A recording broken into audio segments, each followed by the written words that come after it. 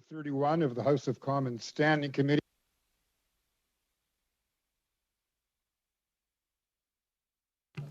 I am here in Treaty 1 territory and the homeland of the Mr. Chair, your mic is muting on and off, so I don't know if you're pressing on a button. I shouldn't be. Where did it cut out? All of it. Well, You're on mute again, Chair.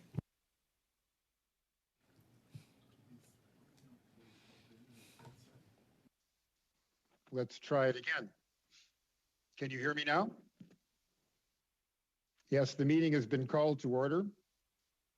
I am in Treaty 1 territory and also the homeland of the Métis people. Today's meeting is taking place in a hybrid format pursuant to the House Order of June 23rd, 2022. Pursuant to Standing Order 108(2) and the motion adopted by the committee on Thursday, June 23rd, 2022, the committee is commencing its study of allegations of political interference in the 2020 Nova Scotia mass murder investigation. With us today on the first panel, the Honourable Bill Blair, PCMP, Minister of Emergency Preparedness, and Mr. Rob Stewart, Deputy Minister, Department of Public Safety and Emergency Preparedness. Up to 5 minutes will be given for opening remarks, after which we will proceed with rounds of questions.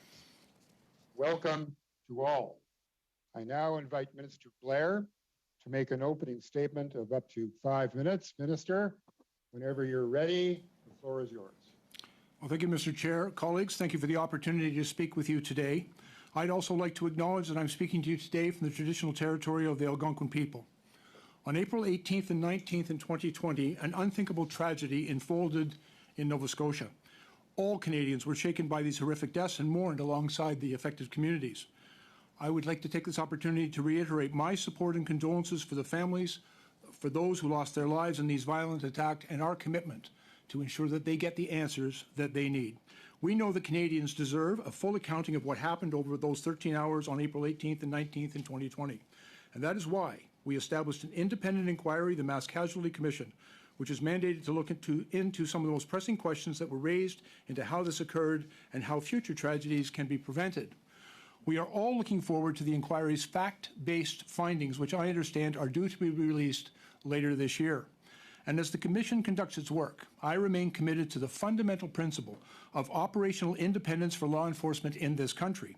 And I want to make very clear, at no point did I direct the RCMP in any operational matter, including on public communications. I did not ask them to release any specific information, nor did I receive a promise for them to do so. And as you will find in all of my public statements from that time, I confirmed that identifying the weapons used was a decision wholly within the purview of the RCMP. What I would like to emphasize for you all today, however, is during the years in which I had the honour of serving as Minister of Border and Organized Crime and then as Minister of Public Safety and Emergency Preparedness, one of my top priorities was addressing gun violence in Canada. This was a key item in my mandate letter, which directed me to keep our communities safe by implementing new gun control measures, including a ban on assault-style firearms. Work on this issue had been underway for quite some time. We first made a commitment to get assault weapons off our streets in the very first speech from the throne in 2015, and we repeated that commitment in both our platform and in our throne speech in 2019. As part of that work, while I was Minister of Border Security and Organized Crime, I supported Minister Goodall in public consultations on reducing violent crime that involved both handguns and assault-style weapons. And just within these few years, we have seen far too many examples of the kind of harm that these firearms can cause. At the shooting at the Quebec City Mosque, another gunman killed 2 police officers in Fredericton and 2 civilians. And in our neighbour to the south, the AR-15 alone has been used in the mass shootings at the Pulse nightclub, in Sutherland Springs, at Stoneman Douglas High School, and perhaps most tragically, at the Sandy Hook Elementary School. And from the outset, we understood the importance of preventing assault-style firearms from getting into the hands of people who do Canadians harm. The tragedy that occurred in Nova Scotia only deepened our resolve to move forward with this critically important work. And that is why, Mr. Chair, on May 1st, 2020, we announced the OIC prohibiting over 1,500 models of assault-style firearms and their variants. Firearms affected by this order in council cannot be legally used, sold, or imported into Canada. And we created a time-limited amnesty order to give law-abiding gun owners time to come into compliance. The OIC on May 1st was the result of many years of hard work on the part of the government, including public servants, and was developed based on public consultations which were open to all Canadians. And let me be very clear. These are weapons designed for the battlefield, intended to kill the maximum number of people in the least amount of time. They have no place in Canada.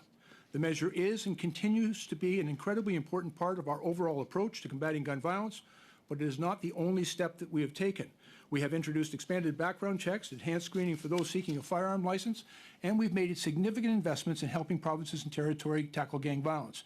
And just earlier this year, my colleague, Minister Brenda tabled further relevant legislation that I will believe will be coming before this committee in short order. Combating gun violence is a complex and continual process. An issue requires a multifaceted approach, and we will continue to keep Canadians safe by implementing stronger gun controls. Mr. Speaker, I would conclude, if I may, by reiterating that at no time have I ever interfered operationally or given operational direction to the RCMP in my role as the Minister of Public Safety. I thank you all. I look forward to the questions that you may have. Thank you, Minister, and you won't have to wait long for those questions because they're going to start right now. Opening up this first round, I would now call on Ms. Dancho. You have 6 minutes. Ms. Dancho, the floor is yours whenever you're ready to take it. Thank you, Mr. Chair. Thank you, Minister, for being with us today. You or someone from your office was in daily contact with Commissioner Lucki in the immediate days following the Nova Scotia attacks on April 18th and 19th, correct? I was not in contact with her on a daily basis, but frequently in the days afterwards, I was briefed by Commissioner Lucki. As well as your Chief of Staff and your Deputy Minister were in relatively daily contact with Commissioner Lucki in some capacity? Yes, I assume so. So would you be comfortable tabling for the committee before our next meeting your calendar, your Deputy Minister's calendar, and your Chief of Staff's calendar and phone logs relevant to your communication with Commissioner Lucki prior to our next committee meeting, specifically from the dates of April 18th to April 28th, and including April 28th, and that would be for the reason of full transparency of your communications and your office's communications with her? I actually have a timeline with me, and I'm quite comfortable sharing that. And when I personally had conversations, there's a number of different things in that timeline. Minister, does that include the communication from your Deputy Minister and from your Chief of Staff with Commissioner Lucki as well? And again, I'm more than happy to provide you with a timeline of all my communications on this matter with Commissioner Lucki and with others. Including the Deputy Minister's communications and the Chief of Staff, Zita Astravez's communications? I don't know if the Deputy Minister has that information available, so I don't want to make a commitment to it, but that's a question certainly you can pose to him. Certainly, there would be phone logs of all the calls that they have made. Can you commit to tabling those for the committee before our next meeting of yourself, the Deputy Minister, and the Chief of Staff, Zita Astravez, before our next committee meeting? And again, I don't have direct access to those logs, but if they exist, I think it's very important. You commit to it? If I may, I think it's very important that this committee have all the information that it requires to make an accurate assessment of what transpired. Great. Thank you very much. Just moving on. In a June 28th, 2020 Globe and Mail article, you were quoted confirming that you did speak to the RCMP about the upcoming OIC ban. When was Commissioner Lucki informed of the May 1st announcement date? Commissioner Lucki had been working with us, but Commissioner Lucki, as the Commissioner of the RCMP, is responsible for the Canadian Firearms Program. The Canadian Firearms Program, as it was integral in the work Minister Blair, that when was she informed of the May 1st date of that announcement? And I don't. That's a question that would have to be When was the posed May to 1st date determined for that announcement? Was it before or after the Nova Scotia attacks? the date of release was determined after the Nova Scotia shooting. Thank you. You're aware of the email sent by Commissioner Lucki on April 23rd, 4 days after the attacks, to your Chief of Staff, Zita Astravez, containing information your government had requested concerning weapons used in the attacks, correct? Yes, I'm aware of it. And you're also aware that the Commissioner's email contained a strong warning that the information must not be shared beyond you and the Prime Minister because it could jeopardize the active investigation, correct? I'm not only aware of it, but I respected that throughout. And you're aware of the meeting the Commissioner called for her and her Nova Scotia officials immediately following the Nova Scotia press conference on April 28th? I was not aware of that. I've subsequently become aware of it through media reports. You're aware that during that meeting, the Commissioner reprimanded her Nova Scotia deputies for not sharing the information she warned you not to share, correct? I'm not aware of that. I was not a party to that conversation, and I've only read media reports. I've not discussed that in any way with the Commissioner. Your office obtained assurances from Commissioner Lucki that the type of weapons used in the shooting would be released to the public at the April 28th press conference, correct? No, that's incorrect. So it was not assured. You had no idea that that was Commissioner Lucki's expectation in that press conference? Let me be very clear. At no time did I ask Commissioner Lucki to reveal that information. At no time did I direct her in any way in her communications. She did not make any promise to me. A bit. I'm not asking if you had asked her, but I'm asking if you were aware of the commissioner's expectation that on that April 28th press conference that information would be released. Were you aware that that was Commissioner Lucki's expectation? No, I was not. You were not aware. In a late night email sent from Commissioner Lucki to your Chief of Staff and your Deputy Minister on April 28th following the meeting and the press conference, her email to your Deputy and the Chief of Staff said, without any context whatsoever, that the press conference was, quote, to quote Commissioner Lucki, not the expectation execution she was expecting. Again, she said in her email without further context that the press conference was, quote, not the execution she was expecting. So that's in reference to the immediate questions on the types of weapons used. The lack of context provided in Commissioner Lucki's I can't email. comment on the context of that. I wasn't aware of it, and I have no knowledge of what Commissioner was referring to. It seems that your Deputy Minister and your Chief of Staff were fully aware of the expectation of Commissioner Lucki of that press conference. To the Deputy Minister, were you aware of the context of this email? Because it was not listed in the email, and it was written that you would have been aware. I have no idea what... Minister, please. Thank you. Were you aware of the context of the email?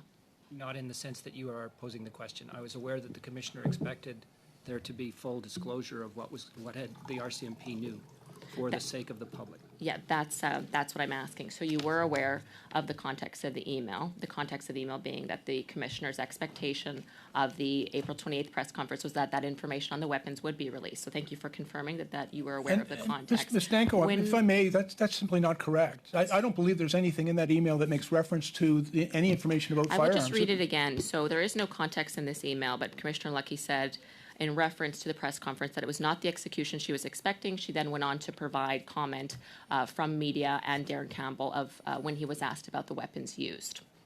So I appreciate that you were aware of the context of that email, even though it was not listed, which would mean that you were aware of it earlier in the day. I'd like to just make sure you're clear please on go my ahead. point here. You've got 10 seconds. You've got 10 seconds to be clear. To the best of my recollection, the Commissioner had provided some assurance that the RCMP would provide the public with a full story of what had happened and what they knew. That was what I understood. Thank you. Thank you. The time is up. Now I will move to Mr. Noor Mohammed. Sir, you have the next slot with 6 minutes. The floor is yours. Thank you, Mr. Chair. And thank you, Minister and Deputy, for joining us today. Minister, perhaps you could take a minute, not too long, and describe the nature of the relationship between the Minister of Public Safety and the Commissioner of the RCMP, and how that relationship actually works operationally, is supposed to work, and how it worked in this particular situation. Yes, thanks very much. I think it's an important question, and I appreciate it. As Minister of Public Safety, I do have a responsibility. I am responsible for a number of different agencies and departments that report through to Public Safety and to the Minister of Public Safety. But in that reporting relationship, I think there's a very clear and important line of delineation in that the Minister, under no circumstances, can offer or direct in any way operational activities of the RCMP, not to tell them, for example, who to investigate, what charges should be laid, or in any aspect of their operational duties. It's a line of which I'm quite familiar. I spent many, many years as a police chief, and I understand the difference between governance and management and operation of a police service. And it's a line I have always respected and continued to respect throughout my entire tenure as the Minister of Public Safety. And so the RCMP have a responsibility to be accountable to the people of Canada through the Government of Canada. And I as the Minister of Public Safety, I'm regularly and routine briefed by the RCMP Commissioner on matters of significant national concern, but at no time am I able, nor would I ever, give her any operational direction on any investigative matter, and that includes information that would be communicated with the public. Those are decisions made independently, quite appropriately, independently, by the police of jurisdiction, in this case the RCMP, and not something that I would ever interfere with.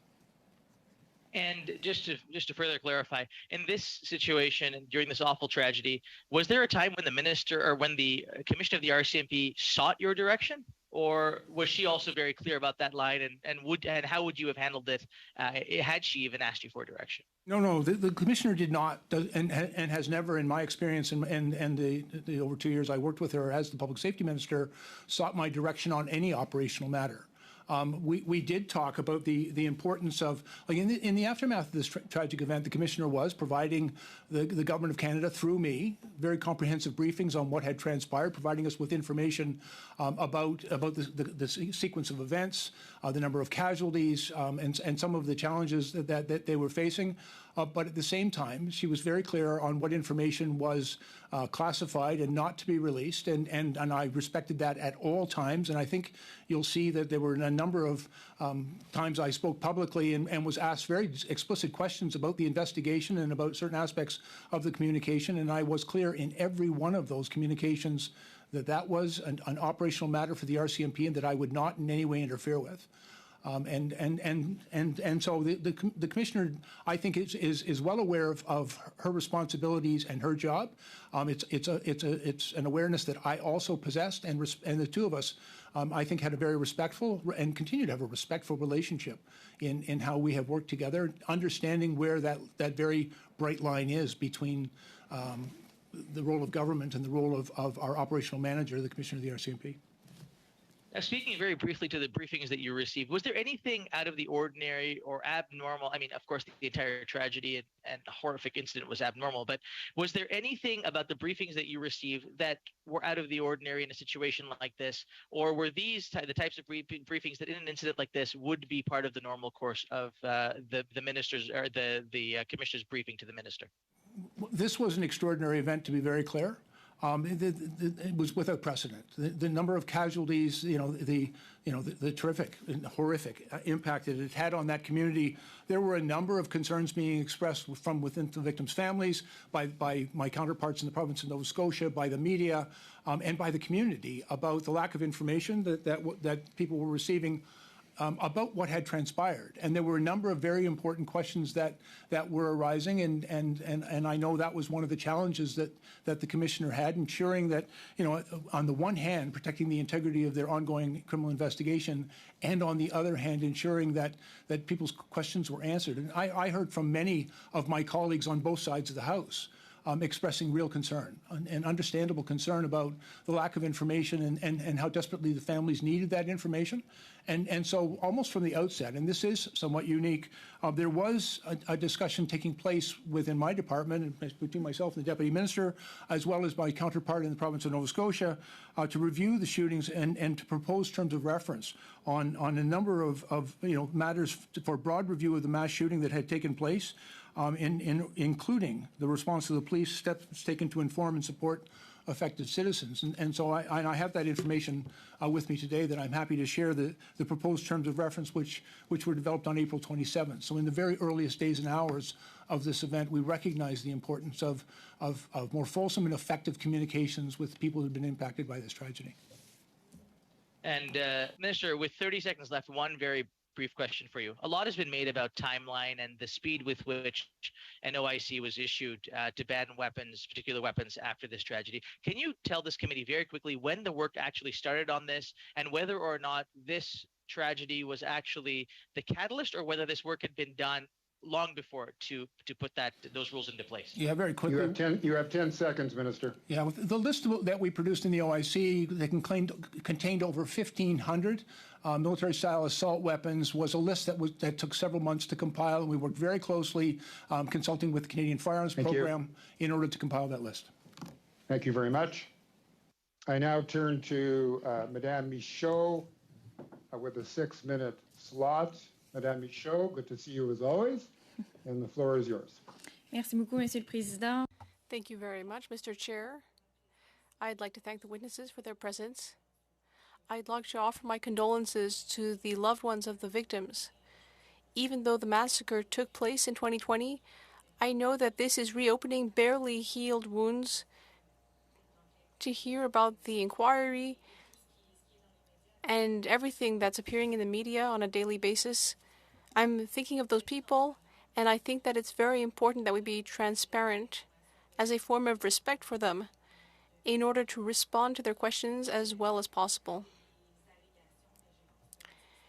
And when there are allegations of political interference, that's very serious. I think these people deserve answers. So, very directly, I think that you gave some very interesting answers to my Conservative colleagues earlier. According to the report, Brenda Lucki, the RCMP Commissioner, said at a meeting in April 2020, according to Darren Campbell, that she promised you, the minister, that she would make public information about the weapons used during the massacre, even if it compromised the inquiry, as Mr. Campbell stated,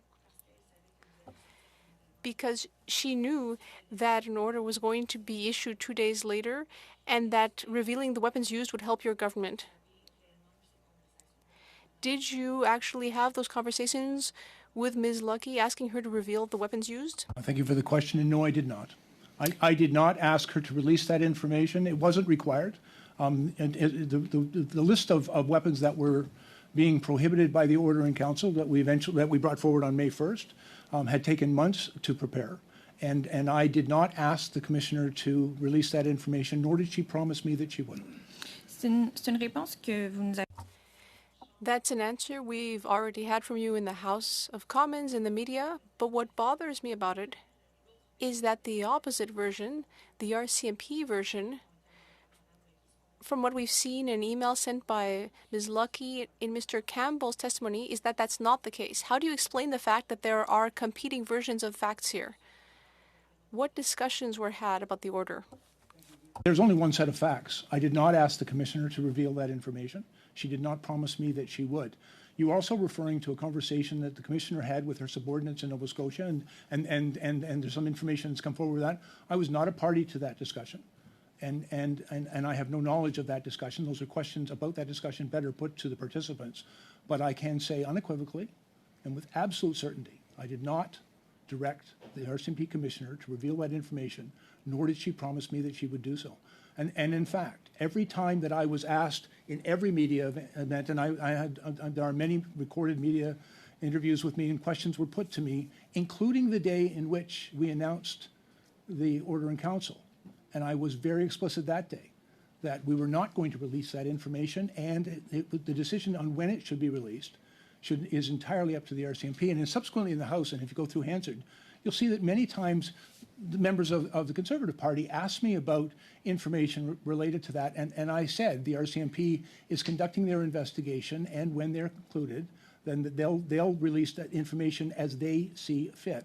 But I was then, and I continue to strongly defend the operational independence of the RCMP in making operational decisions regarding their investigations. Vous avez dit tout à l'heure Earlier, answering the question that my colleague posed, you said that the date when the regulation was unveiled on May 1st, 2020, was chosen after the Portapique massacre. Did that have an influence on the decisions made and on what ended up being in the announcement on May 1st? It kind of seemed like it was dashed off on a napkin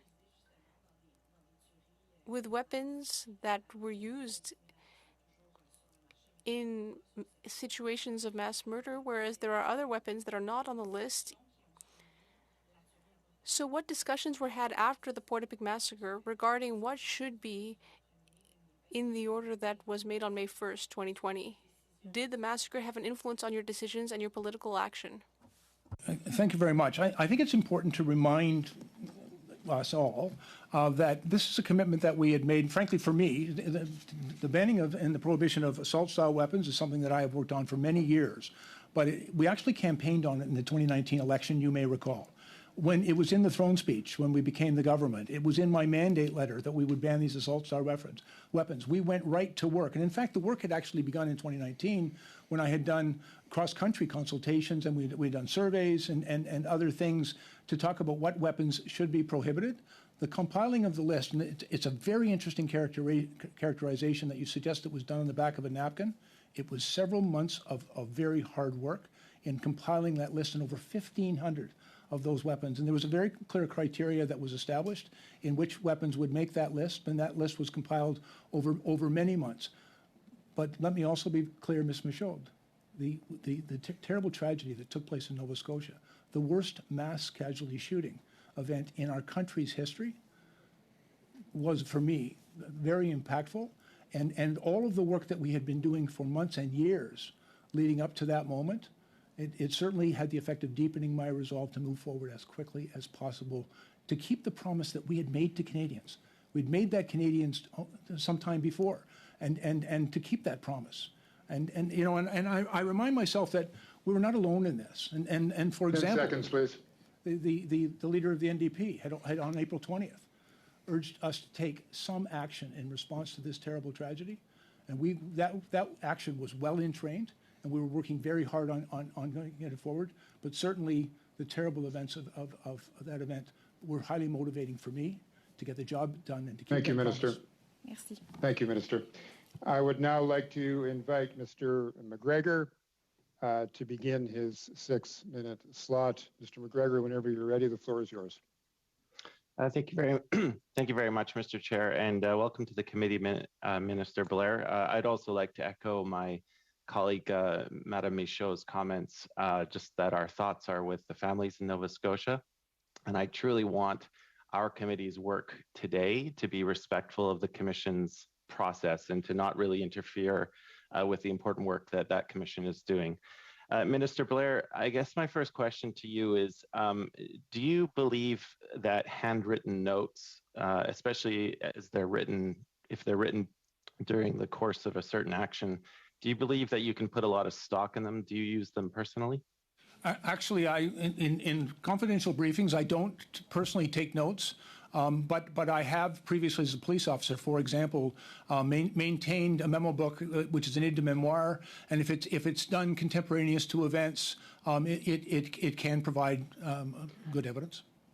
Good, because I guess the reason why we're here today is it comes to light from the handwritten notes of Superintendent Darren Campbell, and those handwritten notes do make specific reference to the Commissioner having said that she had made a promise and that this was tied to impending gun control legislation. Now, you've very clearly stated on the record that no such promise was made, no direction was given. Why then do you think, in your opinion, that Superintendent Campbell would have written that specifically in his notes, which were written during or shortly after a conference call with the Commissioner? I think that's a question better put to the participants in that conversation. I was not a party to it. I had no knowledge of that conversation. I can tell you, and I'll repeat very clearly, I hope for all of you that at no time did I give that operational direction to the RCMP Commissioner to release that information, nor did she promise me that she would.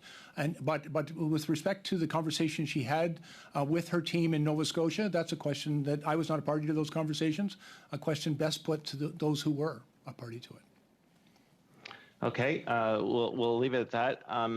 In previous questions on this topic, the Prime Minister has publicly stated that his government did not put any undue influence or pressure on the RCMP. But that is kind of an evasive answer to a question because, well, he makes specific reference to undue influence or pressure. It may leave open to other types of influence and pressure. How would you interpret the Prime Minister's answer to those specific questions? Well, with respect, I'm not really feeling that appropriate for me to start interpreting, but let me explain the conversations that were taking place in the immediate aftermath of this terrible tragedy. We were hearing from people right across the country. Most importantly, we were hearing from the families of the victims that there was a great deal of concern and questions about what had taken place. And a number of the questions, and I do have a note from the proposed terms of reference for what became the Mass Casualty Commission, where we talked about the need to deal with the absence of red flags prior to the event, police actions taking into account the COVID environment, communications with the public during and after the event, policies with respect to the disposal of RCMP kit and vehicles, training in RCMP preparedness for active shooter complaints, and very importantly, support for the families of the victims. Thank you, Minister. Yeah, sorry, Minister. My time is running shortly, and I do want to change tack here. I don't want to repeat many of the questions that were asked.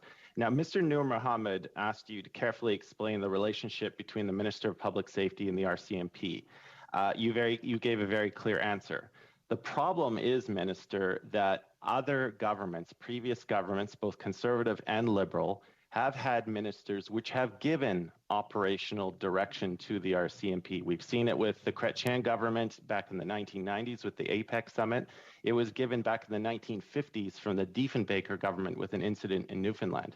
So I think the problem, Minister, lies with the interpretation of the RCMP Act, specifically Section 5 sub 1, which provides basically for the appointment of the commissioner who, under the direction of the minister, has control and management of the force. So my question to you, Minister, that I'm paraphrasing that, but it basically leaves it's quite vague. Would you agree that's quite a vague statement in the act that governs the RCMP? Can I'll explain that I think it's crystal clear.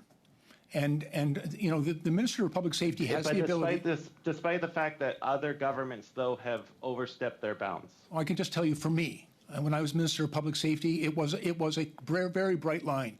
The Minister of Public Safety has the ability to issue ministerial directives with respect to certain policy matters for the RCMP, but that the line between having government or a politician direct the investigation or any of the operational activities of the RCMP, for me that's a bright line and one I have never crossed.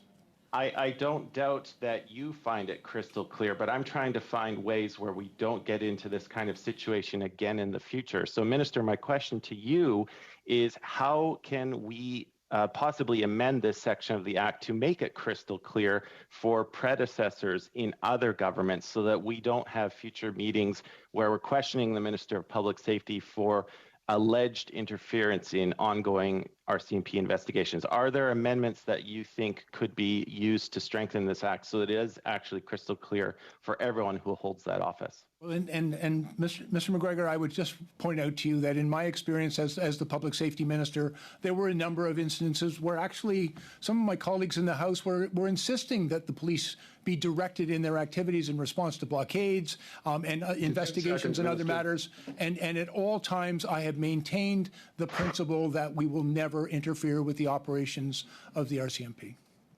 Thank you. We now move on to a second round of questions. This will be begun by Mr. Ellis. Mr. Ellis, welcome to the committee. I'm glad that you are here this morning. You have 5 minutes in this round. The floor is yours. Well, thank you, Mr. Chair. It's a great pleasure to be here representing the great people of Cumberland, Colchester, of course, where this unfortunate incident took place for the most part. Thank you, Minister, for being here.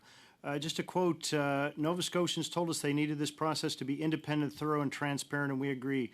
Mr. Blair, do you know who said that, sir? I suspect it was me. It was you. That's very correct, sir. And by the way, I believe that. Great. Oddly enough, though, sir, from the very beginning, you did not want an inquiry. Is that true?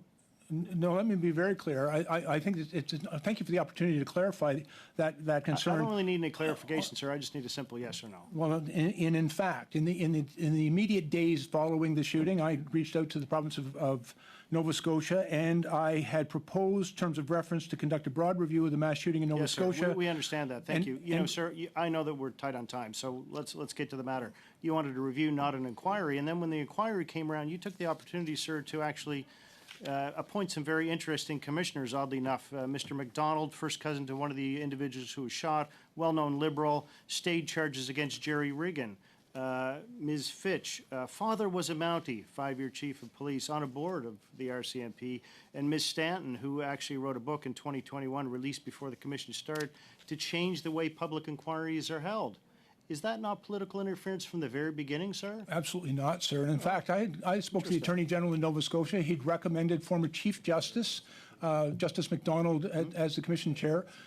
Chief Fitch had been the chief in Fredericton when two of her officers and 2 citizens were killed in another mass shootings in that location. Those facts are well known. I really appreciate that. Point of order, Chair. Can we allow the Minister to answer the question asked of him?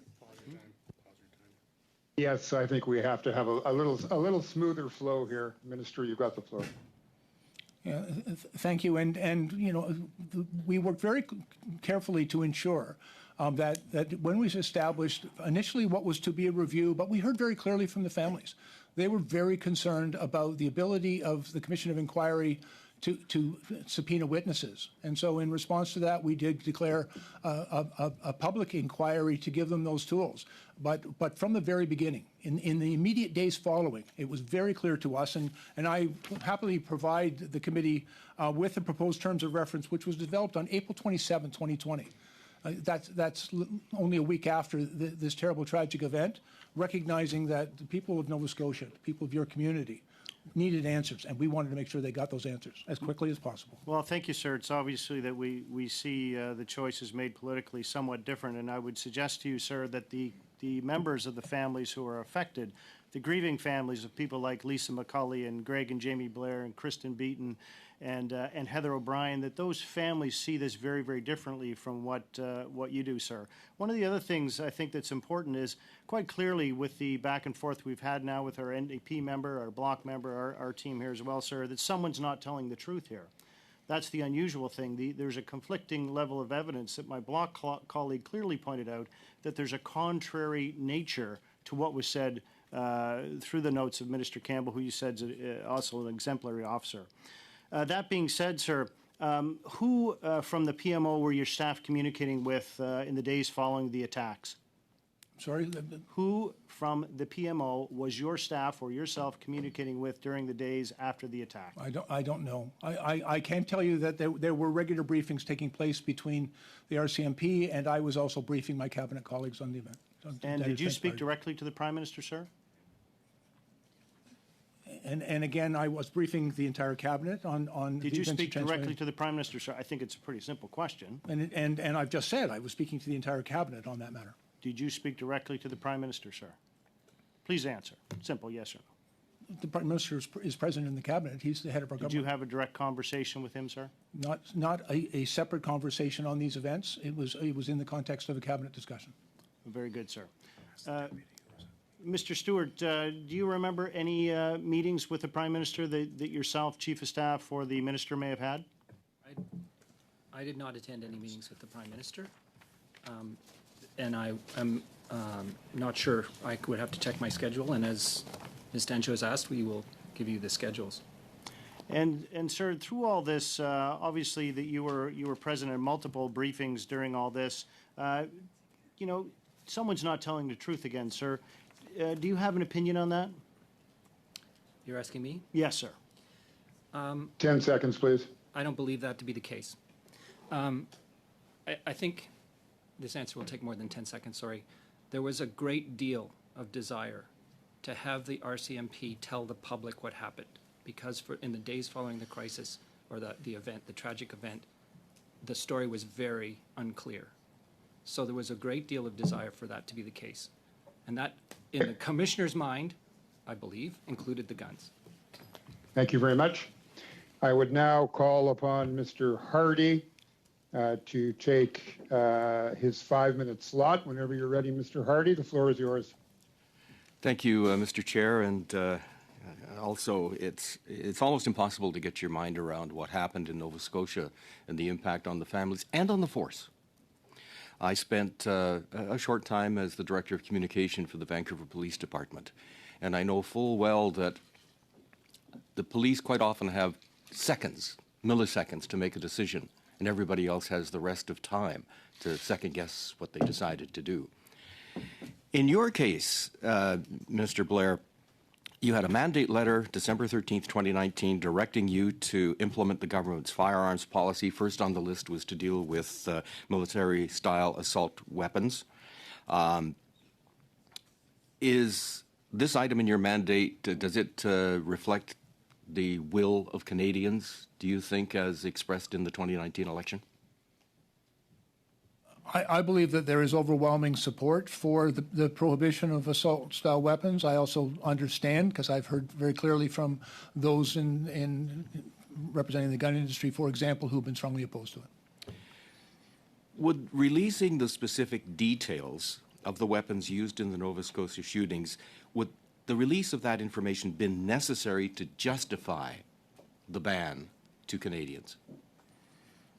I don't think it's in any way relevant, to be frank. There are many documented instances where these style of weapons have been used in mass shootings in Canada and around the world. And I personally believe that there is no place in a civil and safe society for such weapons. That they were designed for military use and not for recreational use. And there have just been far too many tragedies where they have been used. I did not and I still do not have all the particulars on what weapons were used and in what circumstances in the Nova Scotia shooting. But I also believe that mass shooting was another symptomatic of a greater problem. Basically, this, the release of the information, as was alleged, that somebody asked for, really wasn't necessary in the context of the OIC coming up. Now, 5 days after the shooting, Superintendent Campbell disclosed into a news conference that the gunman had 2 semi-automatic handguns and 2 semi-automatic rifles, although the government had received a briefing document dated that same day that provided many more details. In your opinion, for purposes of informing the public, Superintendent Campbell's disclosure, was it sufficient to give the media and Canadians the essential information about the weapons used? Yes, and in fact, it was more than sufficient, and I certainly didn't require or seek to have more released. I was aware by that time and when we brought forward the order in council what weapons are used, but the RCMP had been very clear, as had Superintendent Campbell. Can I also comment that I watched the press conference with Superintendent Campbell on April 24th, and quite frankly, I thought in that press conference his delivery and the information he shared was outstanding. I was particularly respectful of the fact that he stood and answered every question that was put to him. I also heard later that morning from the Attorney General in Nova Scotia, who was equally relieved by the information that the Superintendent shared on April 24th. I will be asking the Commissioner about preparation for these briefings that Superintendent Campbell conducted, but were you privy to any details or preparation for the Superintendent's 24th or April 28th media briefings? No, I was not. I was receiving information from the RCMP Commissioner, information on what was transpired, but I was not involved in any of the briefings with the Nova Scotia officers or detachment in their response, and had no information on what was being told to them or what they were going to say.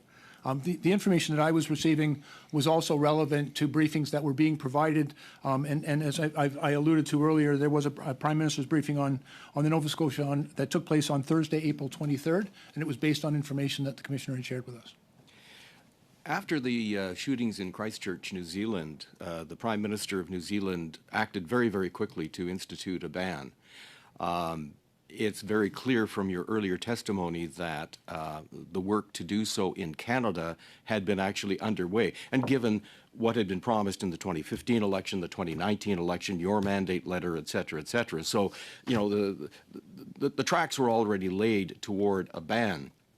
But when you mentioned earlier today that the incident in Nova Scotia accelerated the release of the OIC and the ban, what response did you get from the Canadian public when that announcement was made on May 1st? It was overwhelmingly positive. Mr. Hardy, you're out of time, but I want to give the Minister 15 seconds to answer that question. Yeah, very, very strong response from the medical community, from police chiefs associations across the country, from the Canadian Police Association, which is the police union. There was strong support for the OIC that was brought forward prohibiting those assault weapons. Thank you, Minister. Madame Michaud, I now turn to you. You have 2.5 minutes in this round whenever you're ready. Merci, Monsieur le Président. Thank you, Mr. Chair. Minister, the Director of Strategic Communications in Halifax stated that government representatives, when you were Minister of Public Safety, stated that they were evaluating what they could and could not say. We're talking about a massacre, a tragedy, where police officers are the people best positioned to determine what to say rather than political officials. You spoke about independence for national police and transparency, as Mr. Hardy was saying earlier. Very often, the police only has a few seconds or minutes to make a decision, but they are clearly the ones best positioned to explain the decisions they made. So this idea that you and Prime Minister Trudeau wanted to control the message, that the government wanted to control the message about what could and couldn't be said, it gives the sense that instead of thinking about the victims, that you were thinking about your political agenda. That's the message it sends. Are you aware that that is the message that is being seen by the public? First of all, I've never ever met or had a conversation with that individual. At no time have I ever given her, nor did my government give her, any direction on what she could or could not say. So I have no basis, I have no understanding or no facts upon which to make a determination why that would be said, because it's simply not true. Mm-hmm. And as well, I think it's important to understand the context that the Deputy Minister referred to. There was in the immediate days following this shooting a tremendous amount of public concern about what had taken place, and a great need from the families, from the community, by Nova Scotians and people right across Canada to understand what had happened and why it had happened. And that it was very important that information that could be shared with the public. And we were hearing, and I had a number of conversations with my counterpart in Nova Scotia. We were hearing from the families, and I was hearing from a number of my counterparts. And in fact, the member from West Nova rose in the House. Another member, Mr. Barrett, rose in the House, expressing very real concern that the RCMP was not being forthcoming with information and urging us to make that information public. And in response to those questions in the House, I answered that it is the decision of the RCMP, that only the RCMP could determine what information would be released. But I understood, as I understood now, their very sincere concern that more information needed to be shared. Thank you. We're out of time. Yes. I now move to Mr. McGregor. Sir, you have a 2.5-minute slot. Whenever you're ready, the clock will go. Thank you very much, Mr. Chair. Minister Blair, I want to return to the subject of my view is that the vagueness of the RCMP Act, specifically Section 5.1.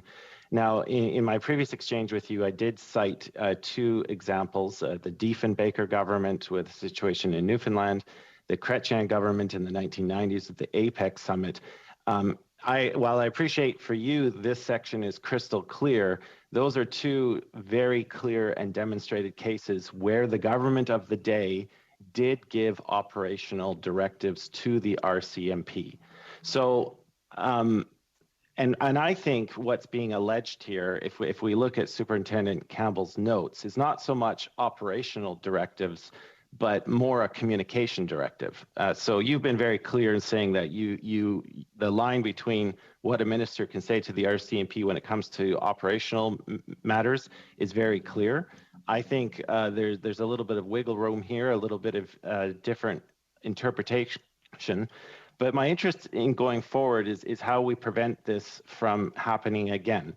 Now, law professor Kent Roach has suggested in the media that he thinks there should be a legislative requirement for ministerial directives to be made public and openly available, so that any kind of directive that is given by the minister to the RCMP is there, it's open, and people can read into it what it will. But it will help satisfy the public's need to know whenever a minister is giving a directive under Section 5.1.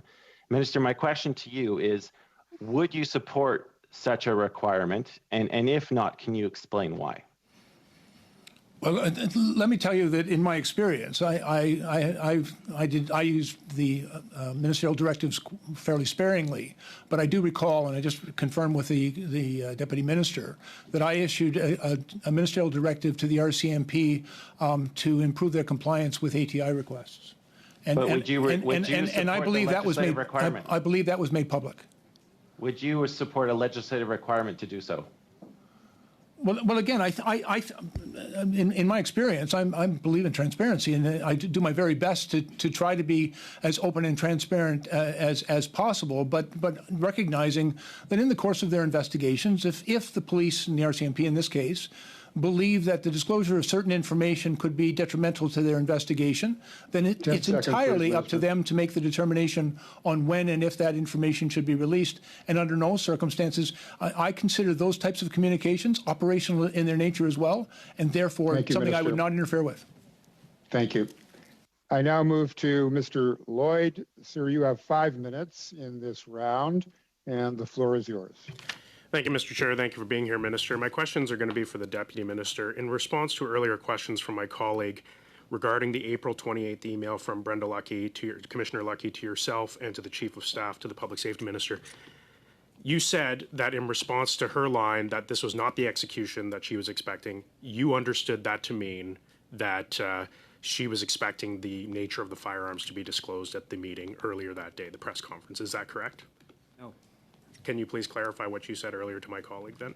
I said my understanding and recollection is that the Commissioner, following the event and including the press conference of April 24th and the press conference of April 28th, was making a promise in a general sense to the Minister that that information would be disclosed, the full amount of information that she thought appropriate. So you believe that she believed she was making a promise to the Minister to disclose this information? I think she had had a conversation, not with me in the room, but I talked to her periodically, and I think she was making a commitment that as the investigation proceeded, they would This was a provide the meeting with the information. Commissioner and the Minister, but you were not in the room. Correct. But the Minister was in the room. Well, to be honest, I don't know when the Commissioner and the Minister talk. But you were aware of a meeting that took place, and the Minister would have been in that meeting. I believe there were a number of conversations, as the Minister has said. But you were not involved in these conversations. In the aftermath of that event, there was, I don't recall, and the schedules will obviously tell you the truth here. I just find it very interesting that the Deputy Minister in a case like this you were not involved in all conversations taking place between the Commissioner and the Minister on this matter, so I find that very interesting. These officials, the heads of these organizations, including Brenda Lucki and the heads of CSIS and CBSA, are independently accountable to the Minister. I'm not in every conversation. I understand.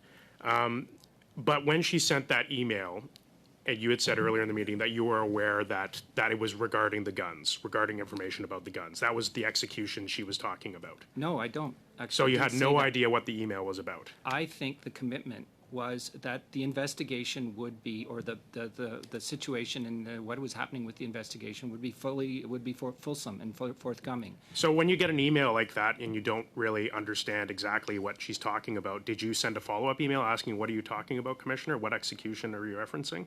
No.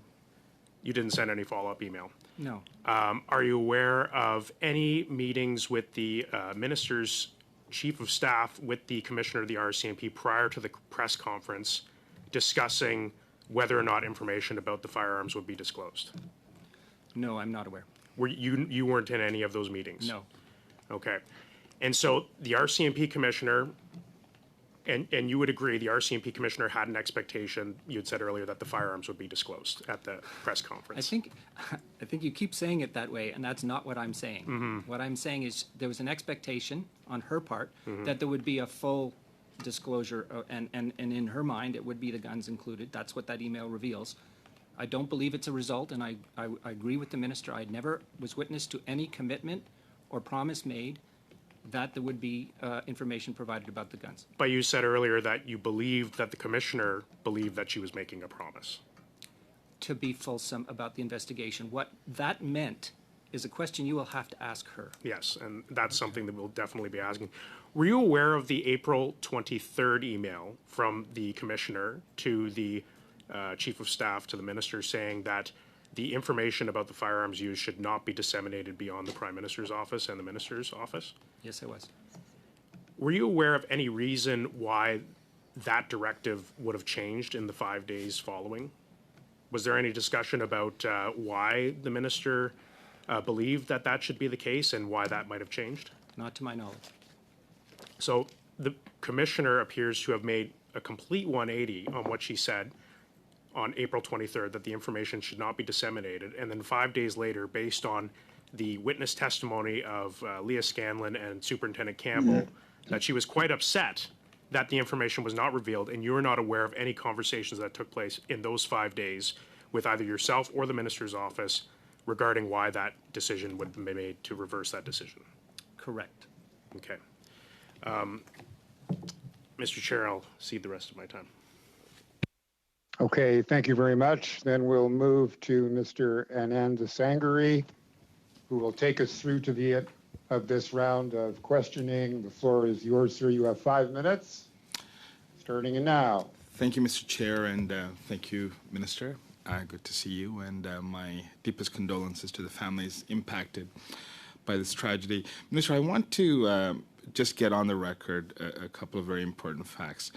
Would you be the first Minister of Public Safety who has a very long and distinguished career in policing? I believe so. Could you give us a little bit of a sense as to what you did prior to becoming Minister of Public Safety? Yes, sir. I was a police officer for 39 years in Toronto, and from 2005 to 2015, I was the chief of police in the City of Toronto. I also served as the president of the Ontario Association of Chiefs of Police, the president of the Canadian Association of Chiefs of Police, the vice president of the Major City Chiefs Association. I also served on the board of the Police Executive Research Forum and on the board of the International Association of Chiefs of Police Executive Board. And in that context, have you come across the issue of operational independence? And if so, could you give us a sense of how important that is to you as a principle of policing, and especially in the context of a democratic space in which we operate in Canada? Yeah, thank you very much. I think it's a very important principle of policing, and one, as a police chief, I was governed by a police services board. And I think that's a very important relationship in governance. I think police services and police chiefs must be accountable to a governance authority. And in my case, as a police chief, it was my police services board.